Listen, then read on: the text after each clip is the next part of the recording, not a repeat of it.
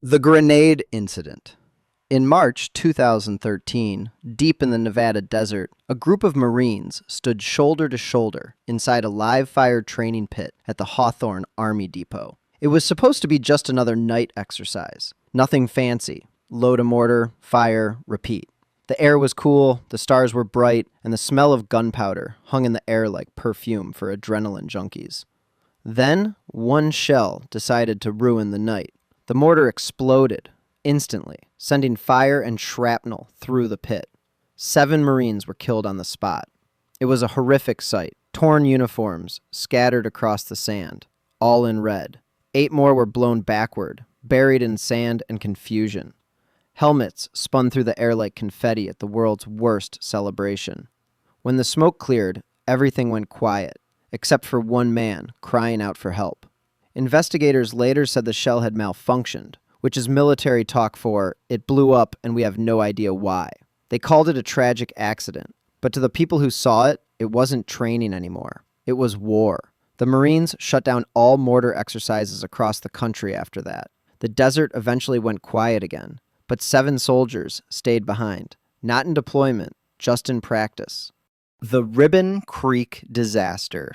This next situation takes us to April 1956 on Parris Island, South Carolina. A Marine drill instructor named Matthew McKeon thought his new recruits were too soft, so he came up with a plan to toughen them up. A midnight march through a tidal swamp. Because what could go wrong when discipline meets bad geography? No flashlights, no life vests, just 75 young men walking straight into black water. The swamp at Ribbon Creek was calm at first. Then the tide came in. The current started pulling. The recruits started panicking. It happened so fast that they couldn't even think. It felt like thalassophobia, like their mind was spinning out of control. Some of them shouted for help. Some tried to grab onto tree roots.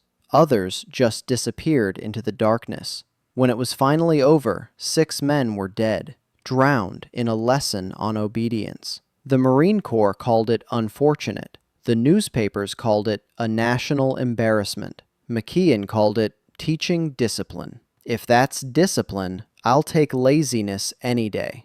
The swamp turned into their final classroom. After that night, the Marine Corps finally learned its own lesson. Maybe yelling at people in a swamp at 2 a.m. isn't the best leadership strategy. The SEAL Hell Week death. In February 2022, in Coronado, California, a 24-year-old Navy SEAL candidate named Kyle Mullen was finishing the last day of Hell Week. 5 days of no sleep, freezing water, and non-stop torture disguised as training. He had made it through all of it. And you know what happened next? It'll leave you speechless. Hours after the event ended, Kyle started coughing up blood. His lungs had filled with fluid from pneumonia. He told the instructors he couldn't breathe, but they thought he was exaggerating, because apparently in SEAL training, medical emergencies are just optional.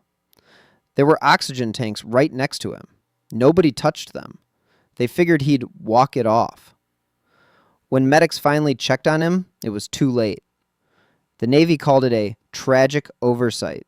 His mother called it criminal. Kyle had survived everything they threw at him. The freezing surf, the sand, the hallucinations, the screaming. He just didn't survive the recovery period. Afterward, the Navy promised to review safety procedures, which in military terms usually means adding one more form to ignore. The amphibious assault vehicle disaster.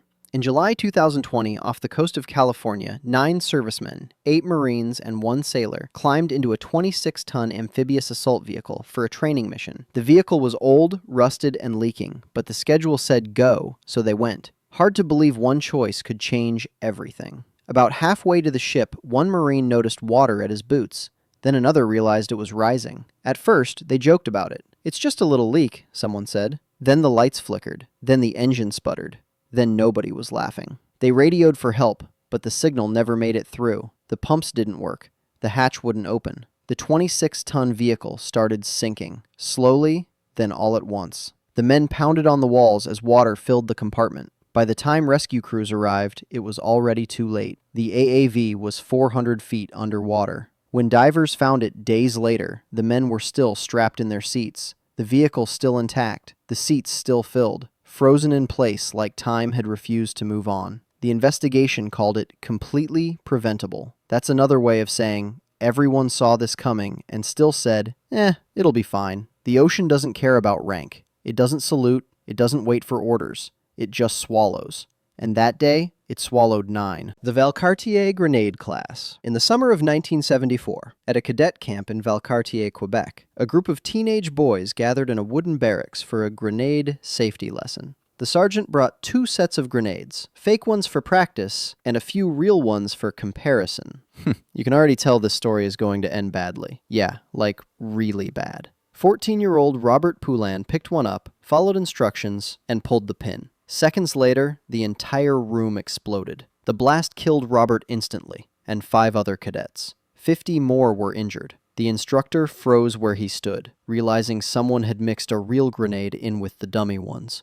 The military called it a tragic mistake. That's putting it lightly. 6 kids were dead because someone didn't label their teaching aids. The program was shut down. Live grenades were banned from cadet training forever, and a lot of paperwork was filed by people who weren't in the room. The parents were left with folded flags instead of children. And the next time someone said, "Don't worry, it's just a demo," nobody laughed. The tank turret incident. This next one happened in Germany in 2017. A tank crew was running a routine exercise when one soldier decided to poke his head out of the hatch. Maybe he just wanted some air, or maybe he was checking the view. Either way, it was the worst timing imaginable. Unfortunately, that was the exact moment the turret decided to rotate. A Leopard 2 tank weighs around 60 tons.